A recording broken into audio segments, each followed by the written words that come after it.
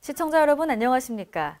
지방자치 중점 소식을 전하고 더 나은 지방자치의 방향을 제시하는 지방자치 1번지입니다.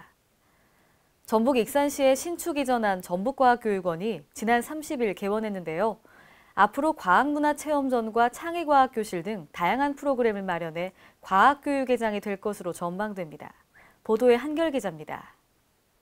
전북 익산에 신축 이전한 전라북도 과학교육원이 30일 개원해 전북 과학교육의 새로운 산실로서의 역량이 기대됩니다. 미래 사회에는 과학과 기술이 들어갈 것입니다. 이러한 시점에 기초과학의 원리와 창의적 탐구 능력, 함양을 통해 미래 과학 인재를 양성하고자 하는 전북 과학교육원의 역할은 그 어느 때보다도 중요하다고 할 수 있겠습니다. 전라북도 과학교육원은 과학실험실을 연중 개방하고 전시체험관을 예약제로 운영하는 한편 과학문화체험전 등의 과학교육 프로그램을 시행할 계획입니다. 전라북도 과학교육원의 교육연수관에는 학생들이 활용할 수 있는 과학실험실과 창의공작실 등의 공간이 갖춰져 있습니다. 전시체험관에는 유아들이 기초적인 과학 지식을 습득할 수 있는 유아과학관, 3D 프린터와 산업용 로봇 등이 전시되어 있는 로봇놀이관과 천체 망원경이 구비된 천체 관측관 등이 배치되어 있습니다. KLN 한결입니다. 앞으로는 정신병원에 강제 입원된 환자들이 쉽게 퇴원할 수 있는 길이 열리게 됩니다. 지난 30일 정신보건법이 개정되면서 입원 절차가 까다로워졌는데요. 보도에 유희광 기자입니다. A씨는 자신의 의사와 관계없이 전남 화순의 한 정신병원에 30년 넘게 강제 입원된 상태입니다. 남편이 외도 사실을 숨기고 재혼을 하기 위해 A씨를 강제로 입원시킨 뒤 지금까지 병원 밖을 나오지 못하고 있습니다. 하지만 30일부터 A씨와 같이 억울하게 정신병원에 강제 입원된 환자들이 쉽게 퇴원할 수 있는 길이 열리게 됐습니다. 정신병원 강제 입원을 까다롭게 하고 퇴원을 쉽게 할 수 있도록 개정된 정신보건법이 오늘부터 본격 시행에 들어가면서 본인의 의사와 상관없이 가족들의 요청으로 인해 강제 입원당한 환자들의 족쇄가 풀려 병원 밖을 나갈 수 있다는 희망이 생기게 된 것입니다. 종전에는 입원 치료가 필요할 정도의 정신질환에 걸리거나 환자 자신이나 타인의 안전을 위협하는 경우 하나라도 해당되는 사항이 있을 경우가 입원 요건이었다면 개정된 정신보건법은 입원 치료가 필요할 정도의 정신질환에 걸려있는 경우 그리고 환자 자신이나 타인의 안전을 위협하는 경우 두 가지 모두가 해당되어야만 합니다. 특히 기존 진단 요건은 정신건강의학과 전문의가 입원이 필요하다고 판단할 경우였지만 개정 후에는 서로 다른 정신의료기관 등에 소속된 2명 이상의 정신건강의학과 전문의의 일치된 소견이 있는 경우로 변경됐습니다. 또한 정신건강의학과 전문의는 국립 및 공립정신의료기관 또는 보건복지부 장관이 지정하는 기관 소속 정신건강의학과 전문의 1명 이상을 포함토록 했습니다. 이에 따라 가족 간 재산 문제나 부양이 어렵다는 이유로 정상적인 사람을 정신병원에 강제 입원시키는 일은 어렵게 됐습니다. 가족들이 그 사람을 몰아가려는 그런 행동 자체가 좀 전 나쁘다고 생각합니다. 사람이 정신 이상자일 수도 있고 정신 이상자가 아닐 수도 있는데 아닐 수도 있는 걸 계속 막 집안에서는 막 싫다고 정신병자로 몰아가지고 병원에다가 입원을 시키면은 그건 좀 아니라고 생각합니다. 또 본인 의사와 관계없이 정신병원에 강제 입원된 기존의 환자들도 전문의, 법조인, 환자 가족 등으로 구성된 입원 적합성 심사위원회의 심사를 거쳐 쉽게 퇴원할 수 있는 길이 열렸습니다. KLN 유희광입니다.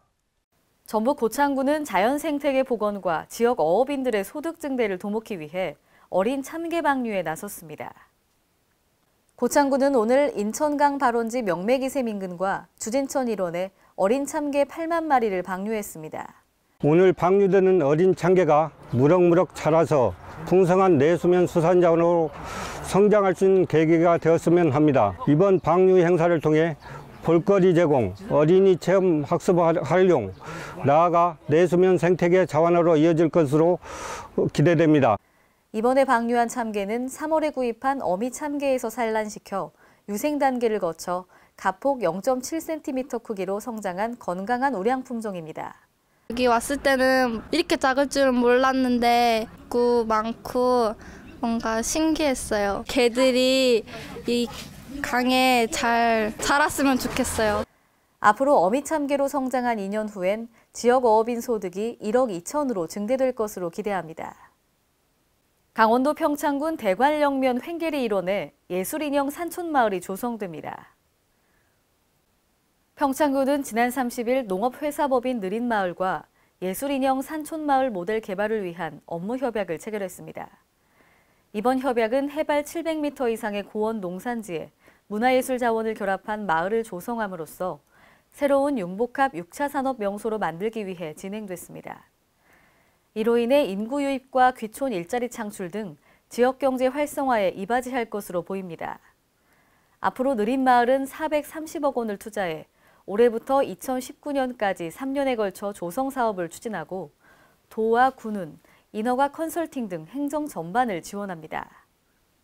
문재인 대통령 부인인 김정숙 여사가 대선 기간 동안 광주를 중심으로 여러 차례 호남을 들러 문 대통령의 호남 특사라는 별칭을 얻은 바 있는데요. 김 여사는 대통령 취임 이후 처음으로 광주를 방문했습니다. 김 여사는 오늘 오전 광주 북구에 있는 효령 노인복지타운을 방문해 지역 어르신들에게 인사하고 이번 대선에서 광주 지역 유권자들이 과반의 지지를 보내준 데 감사를 표했습니다. 이어 김 여사는 어른들에게 효도하는 정부, 초심을 갖고 약속을 지키는 정부, 그런 마음을 갖고 정치를 하겠다고 강조했습니다. 오늘의 단신 뉴스입니다. 행정자치부는 각 지방자치단체의 규제개혁 현장 전문 공무원을 중심으로 지방규제개혁 컨설팅단을 운영합니다. 규제개혁의 국민 체감도를 높여나간다는 계획인데요.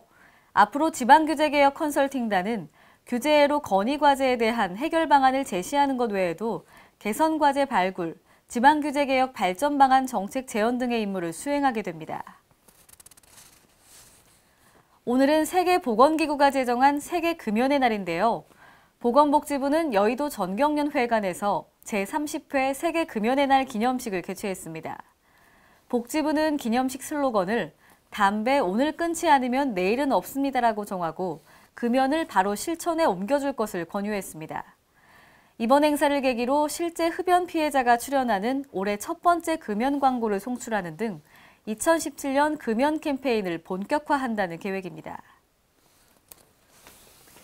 이상으로 지방자치 1번지를 마칩니다. 시청해주신 여러분 고맙습니다.